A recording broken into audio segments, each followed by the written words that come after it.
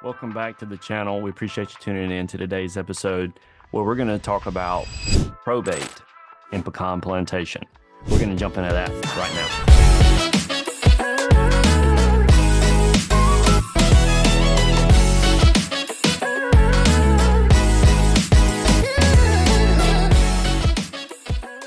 If this is your first time to the channel, be sure to press that subscribe button and push the bell for notifications so you'll be the first to know about any new deals or updates here in the Pecan Plantation market. As always, we get calls, texts, and emails from people that live out here in Pecan Plantation. Maybe they're thinking about selling, maybe they're coming from out of state and they want to retire here. Maybe it's a year out, maybe it's 6 months out. Feel free to reach out to us. Give us a call, shoot us a text, send us an email. We would love the chance to connect with you and give you any advice that we can. So, probate in Pecan Plantation. As we all know, life and death are normal parts of life. Pecan Plantation is a retirement community. So as unfortunate as it is, there are people that pass away and then people will inherit properties and they have to figure out what they want to do with them. So we help with that. We have several options. What I want to do, I'm going to share my screen. And this is going to feel like it's a little bit all over the place, but just hang in with me. So I picked up this property. And it was in Pecan Plantation. So we ended up, several things needed to be done. Let me show you a couple of interior photos. So this is kind of the dining room area. This is one of the bedrooms here. You can see this is another one of the bedrooms. And, you know, we had maintenance things that needed to happen. We couldn't get rid of the washer and dryer because we couldn't undo the things because it had been too corroded. We had gutters that really needed to be redone. So I'll tell you what we did. We went in, we made an evaluation. We have a as-is cash price. This is what we can sell this property for today. Don't do anything. This is what we can do. And then we go in and we have a secondary evaluation. This is what you can sell it for if you do X, Y, and Z. If you've got the cash to infuse that into the property, then we can take that money and help you not only recoup that, but also get a return on your investment. Rather than buy your property, fix it up ourselves, and then sell it and make the profit ourselves, we've got a situation where we're actually helping you do that if you've got the money to do it. So what we do in this case is we come up with something that's feasible financially, and I'll give you some steps that we did. We hired junk removal. We got this delivered. We got this delivered over here. We started just putting stuff in the dumpster. We ended up having to do 2 of these dumpsters because there was so much stuff. 2 dumpsters filled up, hauled off. Step 1. Step 2, we got the gutters cleaned out. Step 3, we got the lawn cleaned up out front, and we had some flowers put in. Step 4, we had all the vines removed off of the side. Then we went inside and we started doing some work interior after we have everything out. We tore out all the carpet that was in the house. We got new carpet installed. Once we got everything situated as so, we got rid of some of the more valuable furniture. We gave it away to charity. And then I had someone come through and clean the house. And once the house was clean, I'll show you some pictures. So this is a picture of the living room. And if you would have saw it beforehand, your jaw would drop seeing this photo. So we got all the rooms clean. Let me show you some of the bedrooms that you saw just a second ago that looked so bad. So we got these rooms cleaned up, and just kind of a before and after of what to expect. We got some plumbing work done. We got some of these valves. The washer box was completely replaced, as you can see here.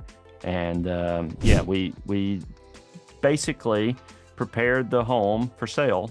And we put probably $20,000 into the home. But on day 1, we got 3 offers and we got it under contract and we got through inspections and we closed it. And the folks that did this probably put, in addition to that 20,000, an additional 20,000. So they probably, for every dollar they spent, they got $2 back. They probably got an extra 40 for doing some of the work. And they were able to turn a little bit of a return on investment, maybe even more. I didn't crunch the numbers too vociferously as I was doing this. But what I wanted to do was to show you an example of what we do. At no point in all of this did the people who inherited the home lift a finger to do any of the work that I mentioned. I had the junk removal people come out and take care of the stuff. I had the plumber come in and do the stuff. Essentially, all they did was they would pass the funds to me, and then I would pay the contractors.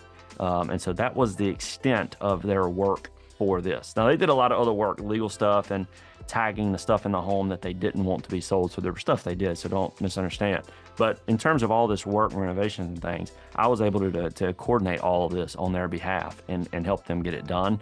And I was able to get them quotes before they sign off on it. So this is a normal process. We do a lot of probate here in Granbury, Texas.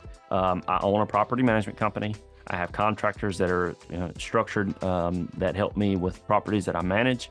I also own a real estate brokerage and have all the contacts and things that you would need for that part of the process as well. If you need recommendations for an attorney, if you'd like to kind of contemplate or at least explore having a will done or setting it up where maybe you could avoid going into probate. A lot of people think that by having a will, you will avoid probate, and that's just not the case. So there's a lot of things that you might want to know, and I have a great attorney that I could refer you to that you could go and talk with and get some more information on. If you think it would be worth the time for me to have the attorney on and do an interview, there are certain things we have to clarify and get set up in advance. But if it's worth the time, I'm willing to put in the effort and get that interview done if it's something that my listeners or people that are here would like to learn about. Probably only be 10 to 15 minutes. So shoot me a text, send me an email, ping me, let me know that's something you'd like for me to do, and I will get to work on it. With that, I think we've kind of covered a probate case here in the area. I've got a few probate videos that I've done.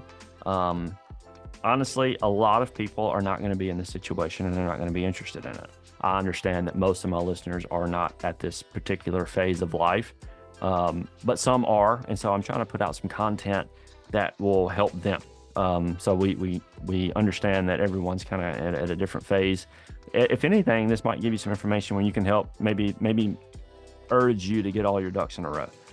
If you're 40, 50 years old, maybe you want to go set up a TOD, a transfer on death deed, so that you can prevent going into probate. Now, I don't want to make a suggestion about what you should do. I'm only mentioning things for you to go talk with your attorney. They're the experts. They're the ones that are going to kind of help you navigate what would be best for you. But there are things you can do to help prevent further headache. It's already a difficult time that you or your family are going to be going through at that later date. So with that, I know this wasn't a chipper video, so I do appreciate you tuning in. And if you've got properties, maybe they're not in probate, maybe you see what I'm doing and think, hey, this might be a good fit for me. Maybe you have property out here in Pecan that might need a little bit of work, and you would like someone like me to come in and take a look at it and give you an evaluation. I get calls like that all the time as well. So we'd love the chance to help with you. I'd love to give you some advice, help any way I can. And we look forward to hearing from you. If I don't, hope to see you around Pecan sometime.